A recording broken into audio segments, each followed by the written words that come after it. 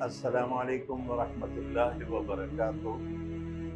जैसा कि आपने पूछा हमारे अल हरमैन वेलफेयर फाउंडेशन के बारे में, तो ये तकरीबन 2 साल पहले हमने इसका इफ्तिताह किया था।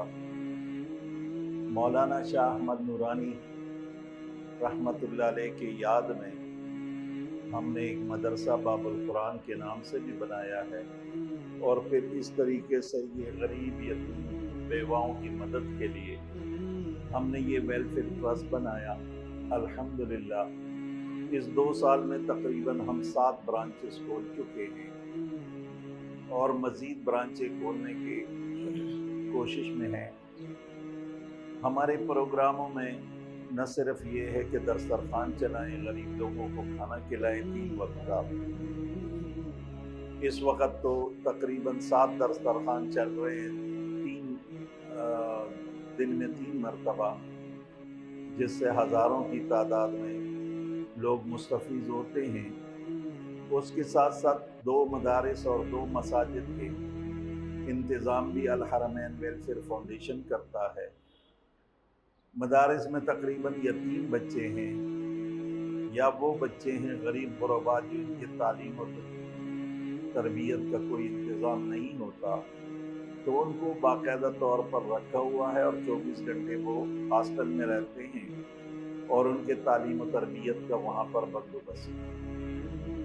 दीगर मसाजिद का जो है वो मसाजिद जिनका इंतज़ाम उस इलाके के या वो गरीब एरिया है वो नहीं संभालते, तो वो मसाजिद भी हम उनके इंतज़ाम, उनके बिजली का बेशुमार की तनख्वाहें ये भी अल हरमैन वेलफेयर फाउंडेशन देता है। सालाना रमज़ान अल मुबारक में अल हरमैन वेलफेयर फाउंडेशन लातादाद हज़ारों के तादाद में यतीम गुरबा बेबस व लाचार बेवाओं की इमदाद करता है। और पिछले साल रमज़ान में भी और इस साल रमज़ान में भी तकरीबन 5000 ख़ानदानों को राशन तक़सीम किया गया है, जिसका बाज़ ऐसे हैं कि जिनको माहाना भी इमदाद करते हैं।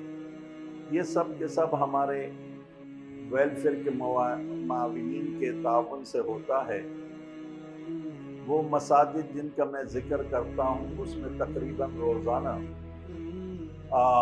ख़त्म ख्वाजागां होता है, और उसमें अपने मुआविनीन के लिए और अपने उन बच्चों के लिए और अपने गुरबा मसाकीन के लिए कि अल्लाह ताला उनको उनके रिज़्क़ में भी बरकतें दें, उनके उम्रों में बरकतें दें, और मुआविनीन के लिए खसूसी दुआएं होती है। अगर किसी का कोई बीमार है तो उनके शिफा के लिए, अगर किसी का कोई फौत हुआ है वालिदैन में से कोई, उनके वालिदैन की मग़फ़िरत की दुआएं होती है रोज़ाना डेली। तो ये अल हरमैन की कारकर्दगी है।